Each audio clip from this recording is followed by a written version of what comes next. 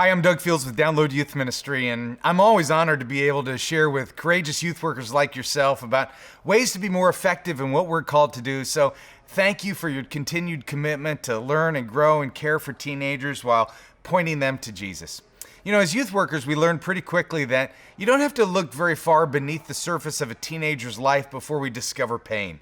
I mean, really, lurking below the shallow surface is often some type of deeper emotional pain that to the teenager feels debilitating and numbing. And I know it's not 100% accurate, but it sure seems like every teenager is hurting somewhere.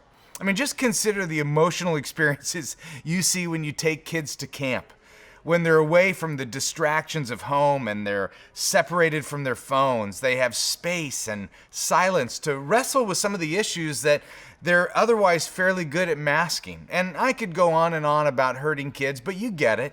You know, a lot of the teenagers are struggling with what I would call emotional turmoil. And because of that, I want to walk you through some really basic caring tips that I believe are fundamental why you minister to teenagers. And before we dig into this too deeply, I want to make it really clear that some of the pain that you will encounter may be too deep for you to handle alone. And I'm usually very hesitant to even use the term counseling. So unless you're a professional licensed counselor, I prefer to use the term caring adult rather than the title counselor. And it's not unusual to find yourself in a situation where you're well past your qualifications and you're going to need to ask someone who has more experience or somebody who's a trusted, experienced counselor. And that's okay. Don't feel insecure about that at all. It's never a bad thing to ask for help. And others who have more experience, they're going to be there. And it's also really fine to refer out to professionals.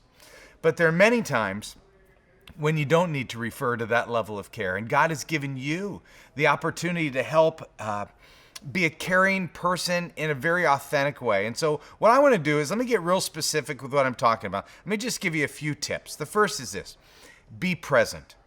When it's clear that a teenager is in pain, one of the most powerful actions you can take is to simply show up and be there in the middle of that pain. Now, chances are the teenager won't remember your words of wisdom during that painful time, but they will remember your gift of presence.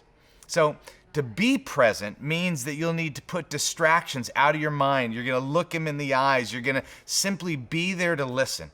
And, you know, we all know what it feels like to talk with someone who's not really paying attention. And we never want any teenager, especially while they're in pain, to feel this way.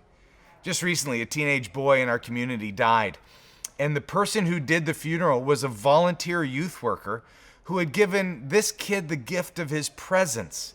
See, the family didn't want or need an eloquent speaker or an ordained pastor. They actually wanted someone who had loved their kid and sat with him in his grief and was present in his care. See, being present is big. The second tip is avoid giving advice. Everyone needs good advice, but advice is typically best received on our own timing and when you're ready for it, right?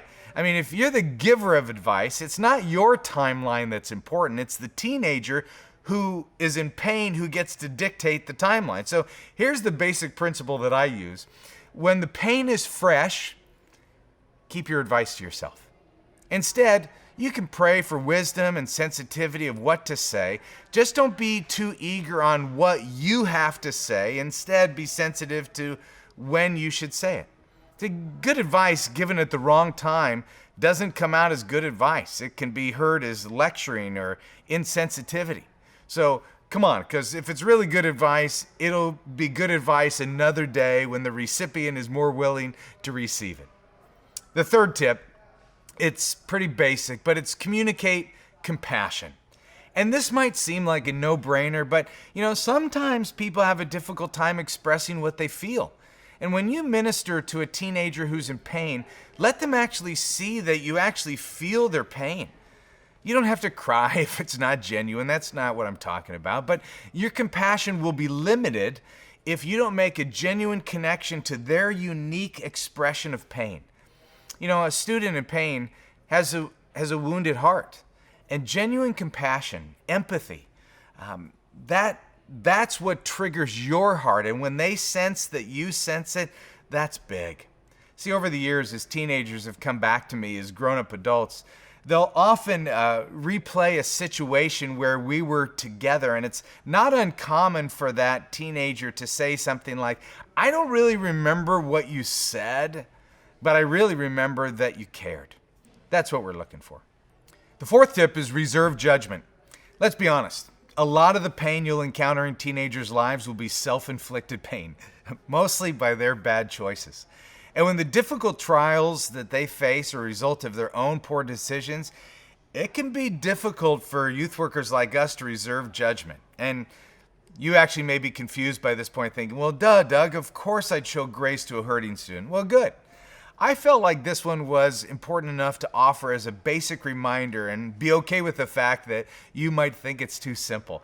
I've just seen too many youth workers respond with disapproval rather than grace. Confrontation and gentle correction, they can and should come because that's part of discipleship. But like advice giving, it can show up at another time. At least wait until their bleeding or emotional bleeding stops. The fifth tip, and the biggie, is to expect discouragement.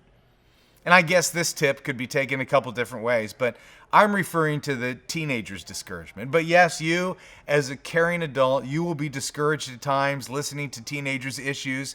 That's a normal part of youth ministry. But with this tip, expect discouragement, I'm really referring to the teenagers that you're caring for. See, the weight of the world keeps them focused on their own overwhelming problems, resulting in varying degrees of sadness and discouragement. And the destructive power of this discouragement often results in loneliness and isolation and even a deeper discouragement. Discouragement is really a big deal. And because it's such a big deal, let me spend the rest of our short amount of time together just giving you some specific ideas related to helping a discouraged teenager. Facilitate stronger connections. See, what I mean by this is we all need a support system of solid relationships, especially during seasons of sadness. So what we need to do is encourage the teenager to take an inventory of his or her friendships. This can help them identify specific ways to enhance the relationships and make them more meaningful. Being around friends can be a reminder of the good things in life. We also want to encourage them to share appropriately. If needed, encourage the teenager to openly share what's going on in his or her life. Now, obviously, this needs to happen in the right places. Unloading their burden onto the wrong person or group of people can work against her, so that would create more pain and distance and isolation. So when new friendships are forming, typically they're not strong enough to support a serious dose of discouragement. And you'll want to continue to be a safe place to listen and encourage her to be discerning in how and when and who she shares with. And also, I think we need to provide serving opportunities. Because God created all of us for significance, everyone can make a difference in this world. Some teenagers are experts at seeing only what's wrong in their life, and serving can actually become a great outlet for a new perspective. Serving is a great way to refocus anyone's outlook, exposing one of the positives that come from making a real contribution in this world. And a good way to change the mind is to engage the hands, and there is joy that can only be found in serving. Now, that's a lot of information that I just gave you, and I hope you'll take some time to unpack this with the other leaders that you're engaged in ministry with and talk about what it looks like for you to genuinely care for the students that God has entrusted to you. See, ultimately, you will best serve teenagers when you can accept your role in their life as a caring adult friend. You can't take away their free will. You can't make choices for them. You can't make them pursue a healthy lifestyle. But you can pray with passion, you can be present with joy, and you can reflect the love of Jesus. So thank you for doing that in an ongoing way. Blessings to you as you care for teenagers this week.